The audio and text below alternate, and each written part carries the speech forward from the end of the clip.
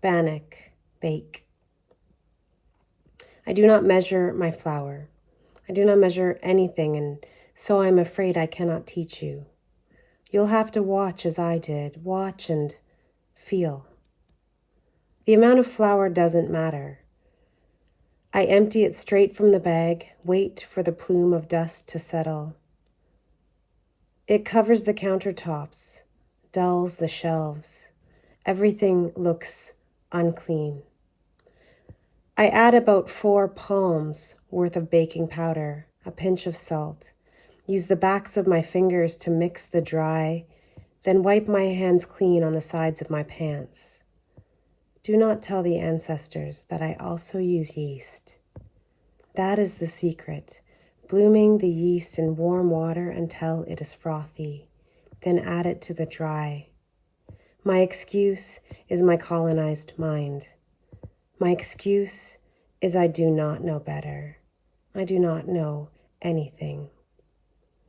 I use hot water for mixing, which vexes your grandfather. When we make bake, he says, you use ice water. Ice water always, never hot.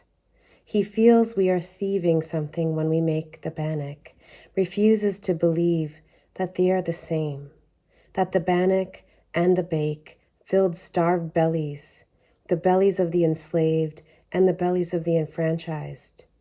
It was the gift of our captors, and we used it to gain strength. I carry this hunger in my cells.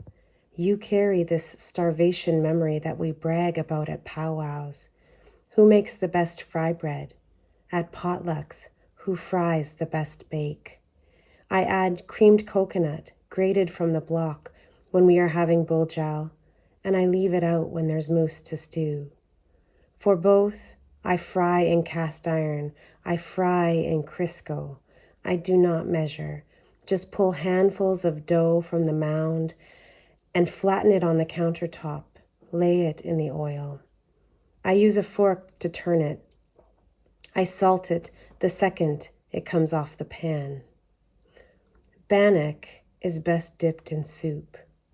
Bake, stuffed with shark meat, onion, and cilantro.